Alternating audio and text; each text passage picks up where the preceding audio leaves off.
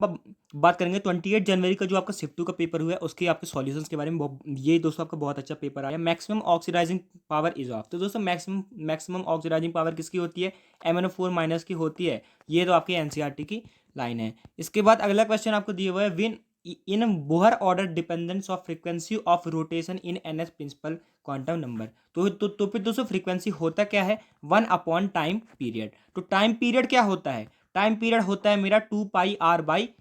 तो फिर time period अगर मेरा r/v पे प्रोपोर्शनल है तो फिर मेरा फ्रीक्वेंसी 1 अपॉन टाइम पीरियड यानी कि ये दोस्तों मेरा v/r पे प्रोपोर्शनल यहाँ पर हो जाएगा। v/r पे आपका प्रोपोर्शनल हो जाएगा। तो v/r है। तो फिर दोस्तों यहाँ पर अगर मैं देखूँ तो v मेरा दोस्तों z/n पे प्रोपोर्शनल होता है, r मेरा n² z पे यहाँ पर प्रोपोर्शनल होता है। तो ये मेरा z² n³ पे मेरा डिपेंड कर जाएगा।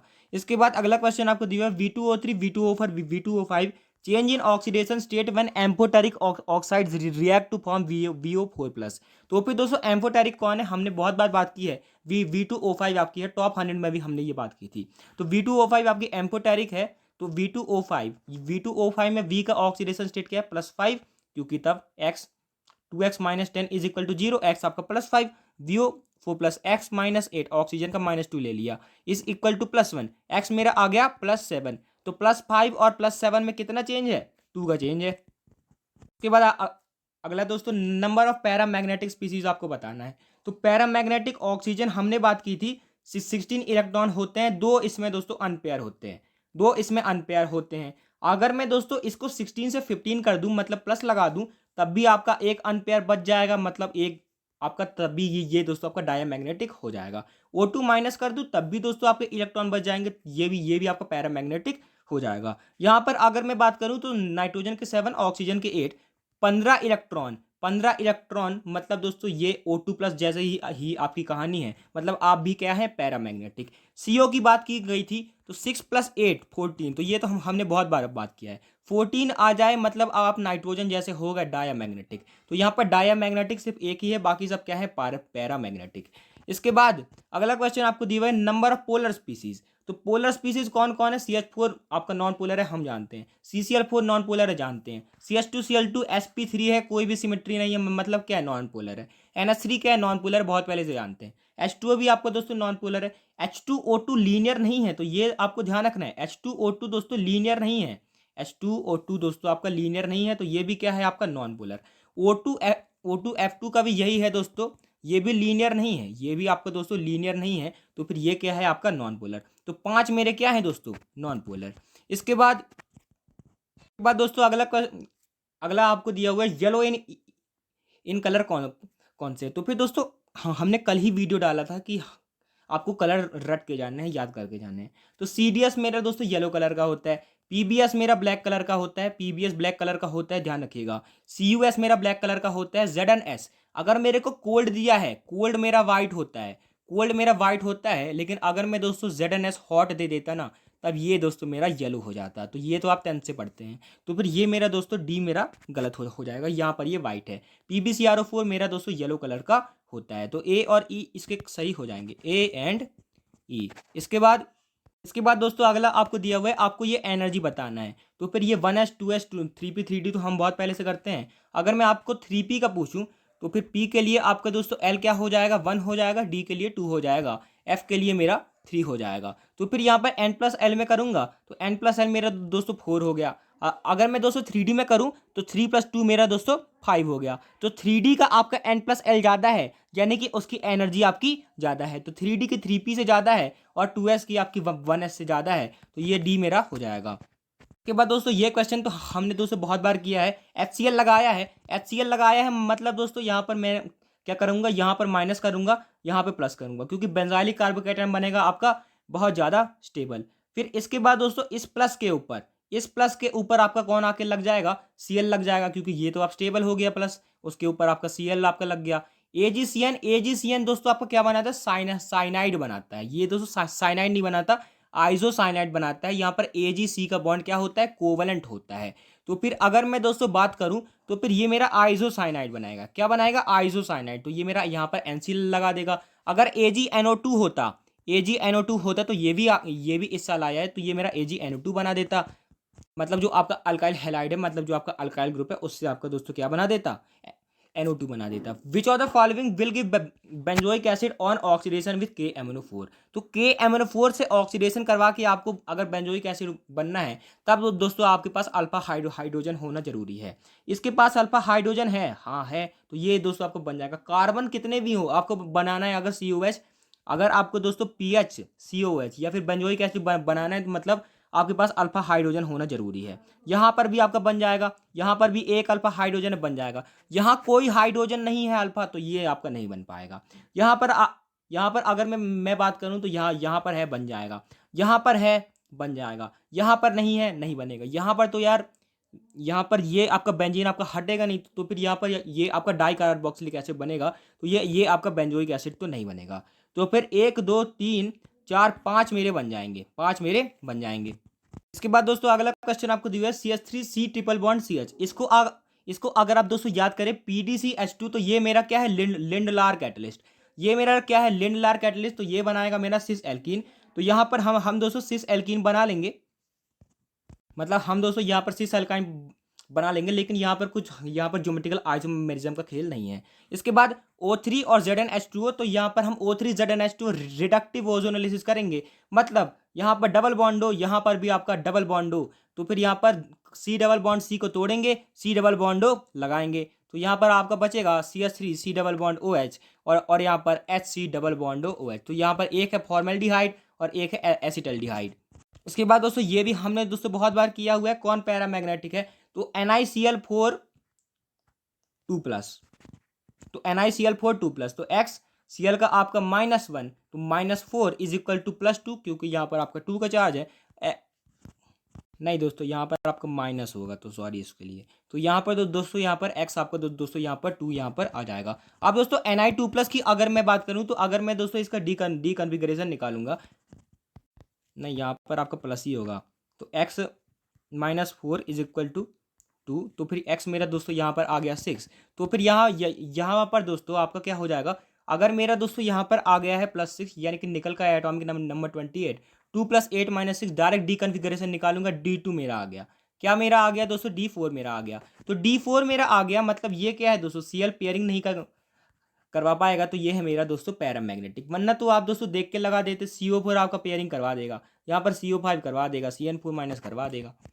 इसके बाद दोस्तों केमिस्ट्री हमारी खत्म ही होने वाली है। सबसे पहले इसके बाद आपको दिया हुआ KOH ETOH, तो फिर यहाँ पर ये क्या है, एल्कोहलिक KOH, यहाँ पर आपको छुपा के अल्कोहल इथेनॉल दिया है, तो यहाँ पर ये है आपका एल्कोहलिक KOH। स्टेबल एल्कीन बनाएंगे, यानी कि यहाँ से H, यहाँ से Br हटा देंगे, तो यही आपका आंसर हो जाएगा, और आपको सोचना नहीं है। उसके बाद अगला क्वेश्चन आपको दिया है, which of the following group 15 elements from D pi bond. तो डी पाई बॉन्ड कौन दोस्तों आपका बना ले और स्ट्रॉन्गेस्ट बेसिक हाइड्राइड मेरे को दे दे। तो Z अगर 7 है तो नाइट्रोजन है, आपको भी पता है NH3 दोस्तों, N आपका दोस्तों डी पाई नहीं बनाता, N डी पाई नहीं बनाता, यानी कि इसको आप हटा सकते हैं।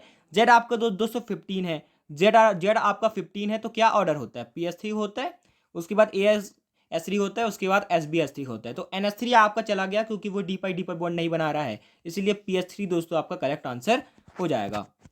के बाद दोस्तों अगला क्वेश्चन आपको दिया है, ये और ये दोस्तों आपके रिंग चेन आइसोमर है, सही बात है, ये दोस्तों आपकी रिंग है, ये दोस्तों आपकी चेन है, तो फिर ये दोस्तों आपका रिंग चेन है। मैंने आपको ट्रिक भी बताई थी, रात तक फंक्शन में क्लब पार्टी, तो फिर यहाँ पर R सबसे पहले आता है, अगर ये हो गया तो फिर आपको सोचना भी नहीं है, वो आपका पक्का होगा। इसके बाद यहाँ पर NH2 NH, यहाँ पर दोस्तों अगर आप बात करें तो ये मेरा 1 डिग्री अमीन है, ये मेरा दोस्तों 2 डिग्री मेरा अमीन है, यानी कि अमीन की फंक्शनल जो आपकी पोजीशन है आपकी चेंज हो गई, अमीन की फंक्शनल यहाँ पर आपकी चेंज हो गई। तो फिर यहाँ पर दोस्तों ये आपका फंक्शनल आइसोमर्स तो आपका नहीं है, क्योंकि यहाँ पर ये दोस्तों आपका मेटामर है, क्योंकि यहाँ पर ये आपका फंक्शनल ग्रुप है, अराउंड आपकी चेंज हुई है, मतलब इसमें फंक्शनल ग्रुप तो आपका सेम है, तो 1 आपका ट्रू है, 2 आपका फॉल्स है। इसके बाद दोस्तों अगला क्वेश्चन आपको दिया है, A से B C से D, तो यहाँ पर आपको जब वॉल्यूम 1/3 होता है तब आपको रेट ऑफ रिएक्शन यहाँ पर बताना है। तो A + B gives C + D, यानी कि एलिमेंट्री है, यानी कि कंसंट्रेशन ऑफ A और कंसंट्रेशन ऑफ B के दोनों के आपके दोस्तों प्रोपोर्शनल होने वाला है मेरा रेट। तो फिर दोस्तों ये क्या होता है, number of moles of A per unit volume, number of moles of B per unit volume. Volume को 1/3 कर दूं, वॉल्यूम को 1/3 कर दूं तो ये टोटल मेरा दोस्तों 9 टाइम्स हो जाएगा। 3 × 3 9 टाइम्स। उसके बाद यहाँ पे देखिएगा तो यहाँ पर COF6 3-। तो फिर दोस्तों ये कैसा कैसा दोस्तों आपका कॉम्प्लेक्स यहाँ पर ये बनने वाला है। हम दोस्तों अंदर से नहीं निकाल सकते, तो ये मेरा क्या बनेगा, आउटर और ऑर्बिटल कॉम्प्लेक्स, क्योंकि एफ आपका पेयरिंग नहीं करवा पाएगा। तो ये तो आप दोस्तों बिना देखे कर सकते थे। तो यहाँ पर आपका ये हो जाएगा आउटर और ऑर्बिटल कॉम्प्लेक्स, क्योंकि यहाँ पर दोस्तों हम अंदर से डी नहीं निकाल सकते, अंदर से डी नहीं निकाल सकते मतलब sp3d2। इसके बाद CONH3 होल 6। तो यहाँ पर हम दोस्तों इसको अभी यहाँ पर NH3 यहाँ पर दोस्तों मेरी पेयरिंग करवा देता है, यानी कि ये मेरा दोस्तों हो जाएगा D2sp3। NiCl4 2- मेरा टेट्राहाइड्रल होता है, तो ये मेरा sp3 हो जाएगा। NiCN4 2- मेरा दोस्तों DsP2 हो जाएगा। इसके बाद ये दोस्तों आपको सॉलिड से अगर मैं वेपर बना दूं, सॉलिड से अगर मैं दोस्तों वेपर बना दूं, तो ये तो आप बहुत पहले से जानते हैं, इसको हम क्या कहते हैं, सब्लिमेशन कहते हैं। डायरेक्ट वेपर आपका बन जाए। अगर वेपर से आपका सॉलिड बने तो हम इसको क्या कहते हैं दोस्तों, वेपराइजेशन। तब कहते हैं जब सॉलिड से वेपर बनता, वेपर से सॉलिड बनता है, तब हम इसको कहते हैं डिपोजिशन। इसके बाद दोस्तों ये दोस्तों आपको दिया हुआ है 30 gram of HNO3 is added to make 75% weight by weight solution having density इतना। तब दोस्तों आपको वॉल्यूम ऑफ सॉल्यूशन बताना है।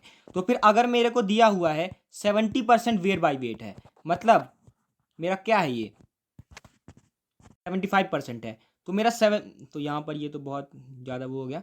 यहाँ पर ये मेरा दोस्तों 75 ग्राम है, मतलब किसमें, 100 ग्राम सॉल्यूशन में। ये मेरा दोस्तों 100 ग्राम सॉल्यूशन में है।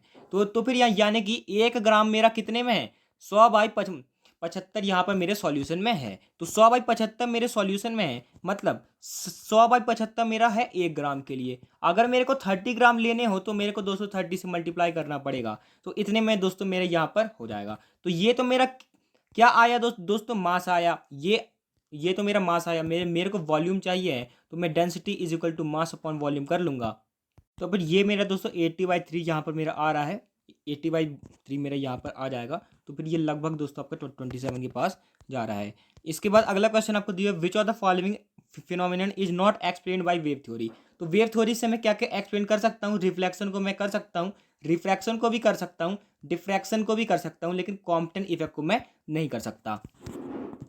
तो भाई यहाँ पर देखिएगा, which of the following does not contain C1C4। तो C1C4 किस में नहीं होता आपका, तो दोस्तों अमाइलोपेक्टिन में तो होता है, C1C4 भी होता है, और एक ब्रांचिंग के लिए C1C6 भी होता है, माल्टोज में भी होता है, लैक्टोज में भी होता है। तो हमने दोस्तों बहुत बार बात की है, सुक्रोज में आपका C1C2 होता है। तो ये टॉप 100 PYQs में भी था, चैप्टर वाइज में भी था। तो ये मेरा दोस्तों सुक्रोज आंसर हो जाएगा। इसके बाद यहाँ पर आप देखिएगा, in law of octaves elements were arrange in increasing order of atomic number. गलत बात है। आपको दोस्तों ऑक्टेव में ध्यान रखना है, पहले सारी चीजें मास पे चलती थी। तो ये मेरा दोस्तों मास के मेरा हो जाएगा। Lothar mayor plotted the physical properties against atomic weight. गलत बात है। लॉथर मेयर जी ने दोस्तों वेट का यूज नहीं किया था। दोनों गलत हो गए। इसके बाद दोस्तों ये मेरा अच्छा क्वेश्चन है कि मेरे को यहाँ पर दिया हुआ है कि C6H12 है, उसके ऊपर मैंने एसिड डेल्टा लगाया, फिर उसके बाद CH3Cl AlCl3 CrO2Cl2। तो यहाँ पर मेरे पास C6H12 है। यहाँ पर आप देखिएगा C6H12 है, मतलब मेरे पास ये है। तो यहाँ पर मैंने लगाया है एसिड डेल्टा। तो यहाँ पर दोस्तों वही आपकी आयरन ट्यूब जैसी रिएक्शन आपकी हो जाती है, जैसी एल्काइन में होती है। तो ये मेरा बन जाएगा क्या, बेंजीन। ये मेरा दोस्तों बन जाएगा बेंजीन। अब मैंने दोस्तों बेंजीन के ऊपर लगाया है CH3Cl AlCl3 CH3Cl AlCl3। तो मैंने आपको बताया था, डायरेक्ट आपको आंसर निकालना हो तो यहाँ से H यहाँ से Cl निकाल लेंगे। हमें अभी दोस्तों सिर्फ आंसर ही बताना है। तो यहाँ पर दोस्तों मेरा क्या हो जाएगा, अल्काइलेशन हो जाएगा। फिर इसके बाद मेरा CH3 बन गया CrO2Cl2H3O+। अरे तो ये तो हमने दोस्तों बहुत बार किया है। अगर दोस्तों CH3 के ऊपर आप दोस्तों CrO2Cl2 लगा दें, और दोस्तों हम यहाँ पे H+ लगा दें, तो ये कौन सी रिएक्शन होती है, इतार्ड रिएक्शन। तो ये बहुत बार आपका आया हुआ है। तो यहाँ से हम क्या बनाते हैं दोस्तों, बेंजल्डिहाइड बनाते हैं। अब बेंजल्डिहाइड के बारे में कौन सी बातें सही हैं, बेंजल्डिहाइड आपका फैलिंग सॉल्यूशन टेस्ट दे देता है। गलत बात है। ये तो आपके एलिफैटिक एलिहाइड देते हैं, वो तो हमारा एरोमेटिक वाला है। C can be prepared by reacting PHMgBr with CH2 with CO2। तो फिर यहाँ पर दोस्तों CO2 से आपका COOH नहीं बनता। यहाँ पर दो मतलब आपका CHO नहीं बनता, COOH आपका बन जाएगा। इसके बाद टॉलरेंस टेस्ट आपका दे देता है। सही बात है। ये दोस्तों मेरा टॉलरेंस टेस्ट दे देता है, क्योंकि सारे एल्डिहाइड आपके टॉलरेंस टेस्ट दे देते हैं। सी कैन गिव एफॉर्बरेंस विथ NaSCO3। गलत बात है। ये दोस्तों मेरा NaSCO3 के साथ नहीं देगा। तो इसके बाद दोस्तों अगर अब मेरे को दोस्तों दिया हुआ है कि मेरा अगर V A is equal to V B है, V A is equal to V B है, मतलब ए और बी का आपको दोस्तों पोटेंशियल सेम है, तब आपको दोस्तों यहाँ से करंट बताना है। तो फिर दोस्तों अगर वी ए और वी बी का पोटेंशियल सेम है, मतलब ये इस वाले के आपका दोस्तों यहाँ पर जीरो है क्या आपका करंट। तो यहाँ से आपका करंट जीरो है, आपका बैलेंस व्हीट स्टोन ब्रिज यहाँ पर बन जाएगा, यानी कि 10/R इज इक्वल टू 20/40। तो ये मेरा हो जाएगा 1/2। आर मेरा कितना आ गया दोस्तों, 20 ओम आ गया। आर मेरा दोस्तों जैसे ही 20 ओम आया, इसको तो आप अभी हटा सकते हैं, तो 10 20 30 मेरा हो गया, ये आपका 20 और 40 60 हो गया। तो 30 और 60 आपके पैरेलल में कितने हो जाएंगे, 3 × 60 अपॉन 3 + 60 90। तो ये 2 3 ये मेरा 10, तो ये मेरा हो जाएगा 20 ओम। ये सबको हटा के मैं लिख सकता हूँ 20 ओम। और मेरा ये क्या है, 40 वोल्ट है, तो मैं V/R करूँगा, करंट आ जाएगा 40/20, 2 एम्पियर का मेरा करंट आ जाएगा। इसके बाद दोस्तों ये आपको दिया हुआ है B इज इक्वल टू,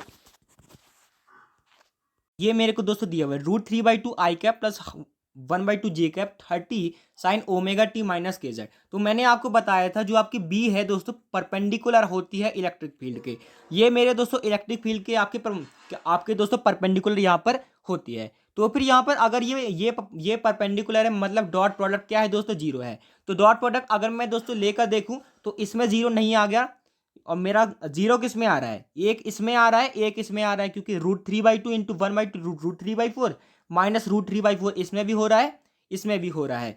तो इसके बाद हम अब इन दोनों में देखते हैं क्या होगा, इन दोनों में हम दोस्तों यहाँ पर देखते हैं। और दोस्तों एक और बात है, बी और ई दोस्तों आपके सेम फेज में होते हैं, बी और ई आपके सेम फेज में होते हैं, तो कॉस की कोई बात ही नहीं आएगी, तो ये बी ऑप्शन आपका करेक्ट हो जाएगा। वरना यहाँ पर आप एम्पलीट्यूड भी निकाल के देख सकते हैं, ई नॉट आपका क्या होता है, CB0, तो यहाँ पर आप B0 निकाल के देख सकते हैं।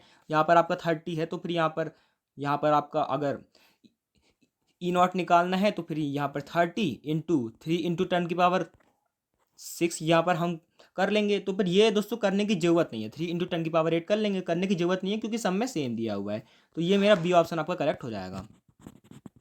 उसके बाद दोस्तों अगला क्वेश्चन आपको दिया है, for concave mirror distance between object and image is 20 centimetre और मैग्निफिकेशन अगर -3 है, तब दोस्तों आपको फोकल लेंथ बताना है। मतलब अगर मैंने यहाँ पर लिया कॉन्केव मिरर लिया, तो फिर यहाँ पर अगर मैंने दोस्तों इसको U डिस्टेंस पे लिया और V डिस्टेंस पे इमेज बनी, तो V - U मेरे को कितना दिया हुआ है दोस्तों, 20 दिया हुआ है। V - U और मेरे को 20 दिया हुआ है, और M दोस्तों मेरा क्या होता है, -3 है। तो यहाँ पर M मेरा दोस्तों -3 है, तो -3 होता है -V/U। V/U दोनों का आपका सेम साइन है, तो ये मेरा दोस्तों यहाँ पर हो जाएगा, सेम ही साइन है, आपका कट जाएगा। तो V मेरा आ गया 3U, V मेरा आ गया 3U।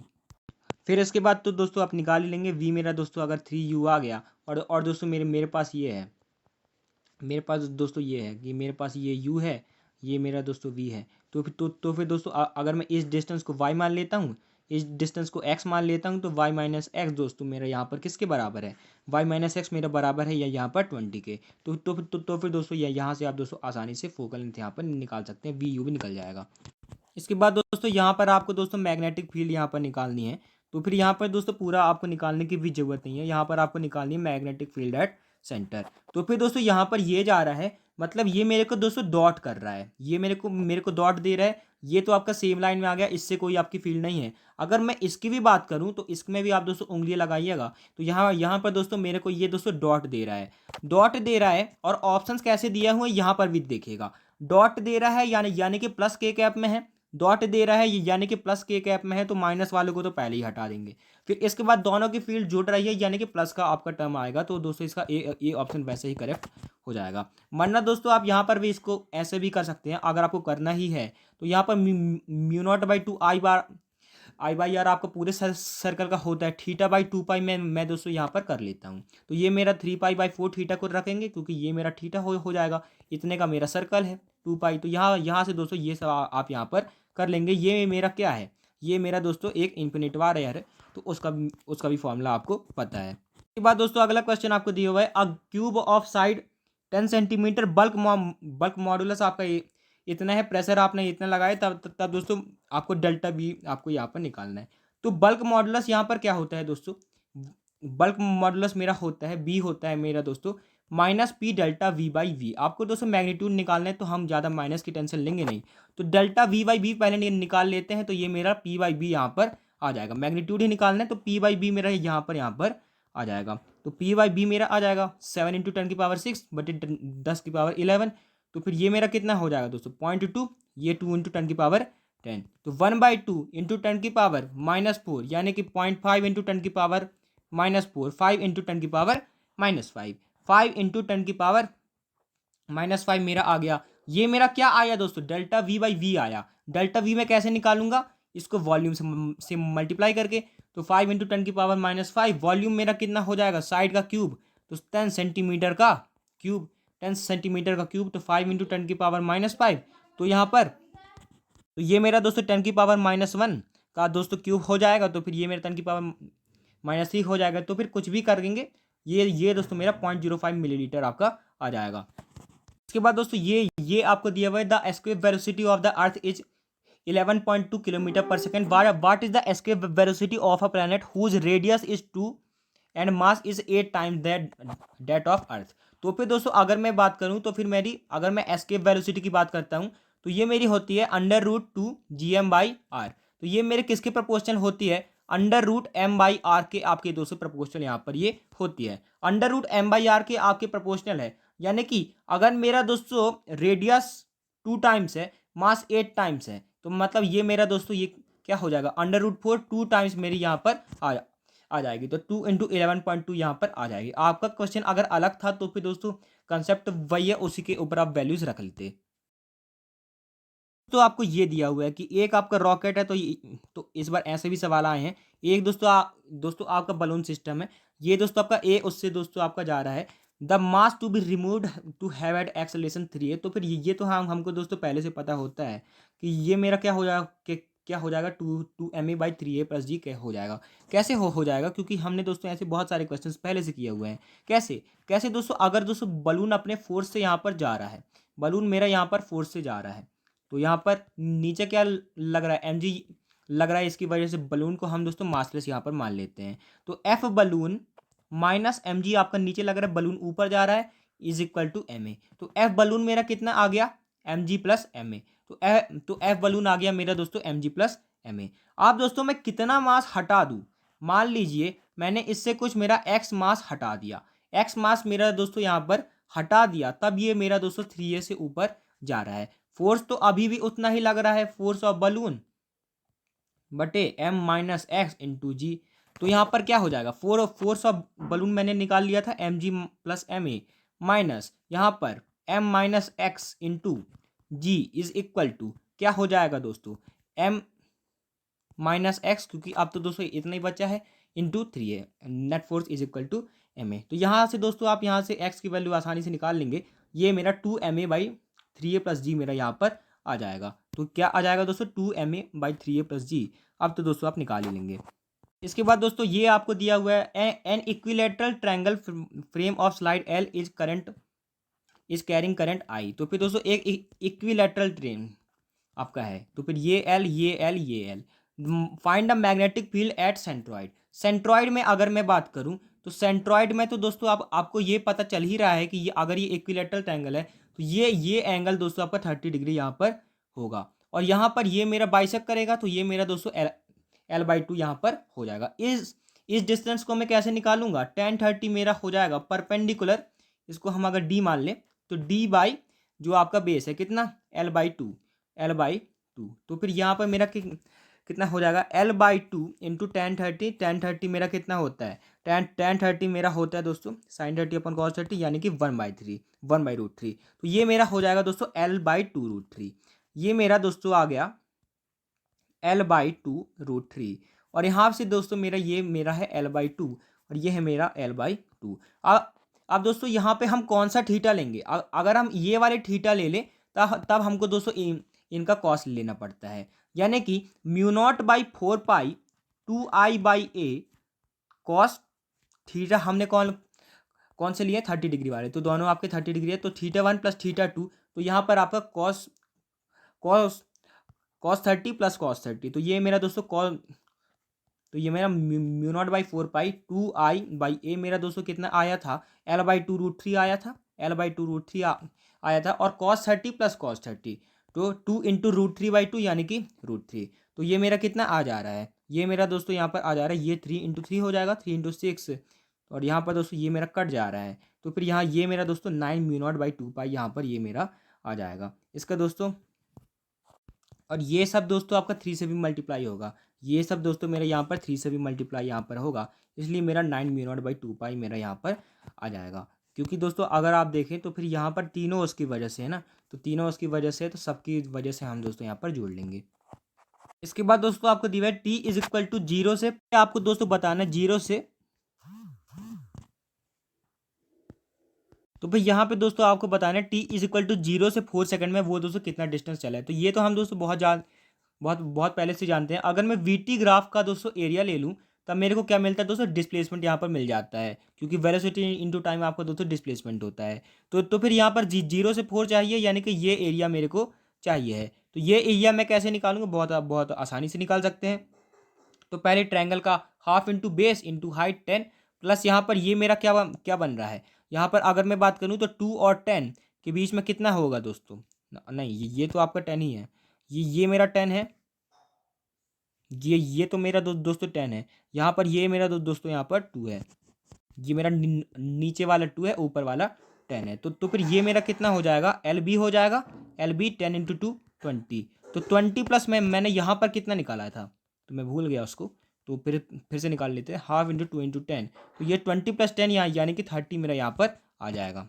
उसके बाद अगला दोस्तों आपको दिया हुआ है कि आपको ये एनर्जी डिस्टेंस वाला तो दोस्तों पहले भी आया था। ये जो आपकी एनर्जी होती है ½ε0E², ये होती है एनर्जी पर यूनिट वॉल्यूम। अगर मेरे को दोस्तों एनर्जी चाहिए ना, एनर्जी मेरे को चाहिए है ना दोस्तों, तो एनर्जी के लिए, अच्छा मेरे को एनर्जी पर यूनिट वॉल्यूम ही यहाँ पर चाहिए है।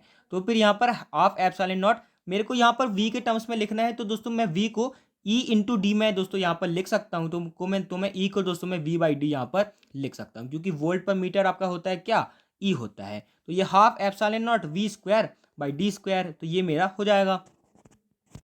तो दोस्तों थैंक यू। अगर आपको दोस्तों ये वीडियो अच्छा लगा तो आप दोस्तों चैनल को सब्सक्राइब कर सकते हैं। टॉप जो आपके PYQs है उनको जरूर करके जाइएगा, हर साल आपको हर शिफ्ट में आपको दोस्तों रिपीट होते हुए देख रहे हैं। Thanks for watching, all the best.